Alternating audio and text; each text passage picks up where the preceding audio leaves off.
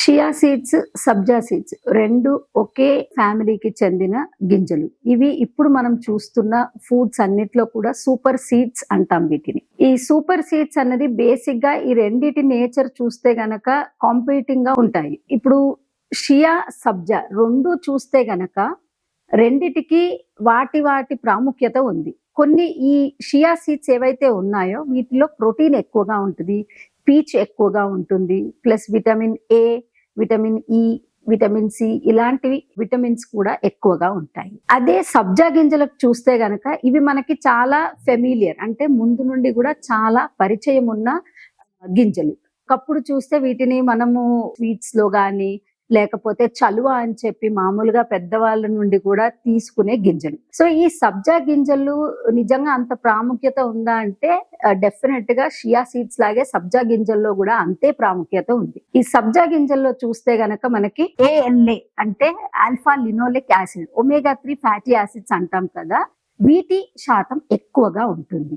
So ఇవి మనకి గుండె జబ్బులు కానీ లేకపోతే డయాబెటీస్ కంట్రోల్ చేయడానికి కానీ అండ్ కొన్ని రకాల క్యాన్సర్స్ నివారించడానికి కూడా ఈ గింజలు ఉపయోగపడతాయి. ఈ షియా సీడ్స్ చూస్తే గనక మనకి వెయిట్ మేనేజ్మెంట్ లో యూజ్ అవుతుంది, ప్లస్ ఇంకోటి వీటిలో ప్రోటీన్ ఎక్కువగా ఉంటుంది కాబట్టి ఎవరైనా స్పోర్ట్స్ యాక్టివిటీస్ లో ఉన్న వాళ్ళు లేకపోతే వెయిట్ మేనేజ్మెంట్ చేద్దాం అనుకున్న వాళ్ళకి షియా సీడ్స్ బాగా ఉపయోగపడతాయి.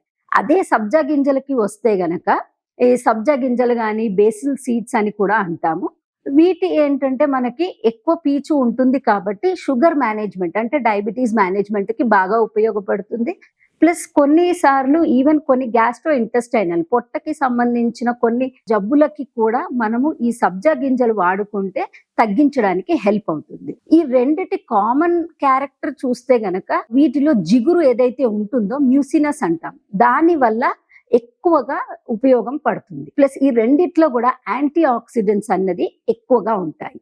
సో ఈ యాంటీ ఆక్సిడెంట్స్ ఏవైతే ఉన్నాయో వీటి వల్ల వీటిని సూపర్ సీడ్స్ అంటాం. సో ఈ షియా సీడ్స్ ఏవైతే ఉన్నాయో ఇవి ఇందాక చెప్పినట్టుగా ప్రోటీన్ ఎక్కువగా ఉంటుంది కాబట్టి ఫైబర్ మేనేజ్మెంట్ అంటే మనకి వెయిట్ తగ్గించే వాళ్ళకి లేకపోతే గనక షుగర్ కంట్రోల్ అయ్యే వాళ్ళకి కూడా మనం ఈ షియా సీడ్స్ అన్నది వాడుకోవచ్చు. సబ్జా గింజలకు వస్తే గనక ఎవరైతే దీంట్లో ఫైబర్ ఎక్కువ ఉంది, ALA omega-3 ఎక్కువగా ఉంది కాబట్టి కార్డియాక్ డిజీజెస్ అంటే గుండె జబ్బులు ఉన్న వాళ్ళు క్యాన్సర్స్ ప్రివెన్షన్ చేసుకోవడానికి కానీ ప్లస్ ఇంకోటి వెయిట్ మేనేజ్మెంట్ కూడా బాగా ఉపయోగపడుతుంది. సో మనకి ఉన్న కండిషన్స్ ని బట్టి మనకి ఎప్పుడు ఏది కావాలో అది వాడుకోవచ్చు.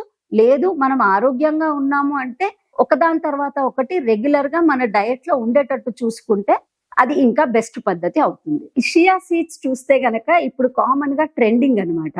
సో ఈ షియా సీడ్స్ మనం ఎలా వాడుకోవచ్చు అన్నది కూడా చాలా మందికి డౌట్ ఉంటుంది. సో షియా సీడ్స్ మనము రాత్రి నానబెడితే గనక వాటిలో ఉన్న ఆ జిగురు పదార్థం స్వెల్ అవుతుంది, అంటే ఉబ్బినట్టుగా వచ్చి ఆ లిక్విడ్ జెల్ లాగా ఫామ్ అవుతుంది.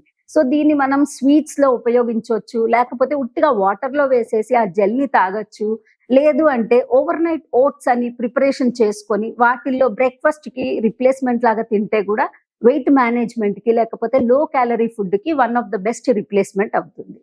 అదే ఇప్పుడు సబ్జా గింజలు అనుకుంటే ఈ సబ్జా గింజల్లో మనము ఎక్కువగా ఫాలుదా లాంటి ప్రిపరేషన్ అండ్ ఈ మధ్య కాలంలో బేకరీ ఐటమ్స్ లో కూడా వీటిని కలపడం ఎక్కువగా అవుతుంది. సో మనం ఏదైనా ఫుడ్ ఐటమ్ ఇంట్లో చేసిన డెజర్ట్స్ లో అంటే స్వీట్స్ లో గానీ లేకపోతే కొంచెం ఫ్రూట్ సాలడ్స్ లో గానీ ఈ సబ్జా గింజలు వేసుకుంటే గనక ఇది మనకి ఉపయోగపడుతుంది. ఇవన్నీ కూడా మనకు వద్దు అనుకుంటే సింపుల్ గా వాటర్ బాటిల్లో మనం ఆఫీస్ కి తీసుకెళ్లే వాటర్ బాటిల్ లేదా ఇంట్లో రెగ్యులర్ గా తాగే వాటర్ బాటిల్లో మార్నింగే ఒక 2 to 3 స్పూన్స్ ఈ గింజలు ఏదైనా ఒకటి వేసుకొని పెట్టేసి డే మొత్తం అవి తాగుతూ ఉంటే కూడా మంచి హైడ్రేటింగ్ ఏజెంట్ లాగా పనిచేస్తుంది.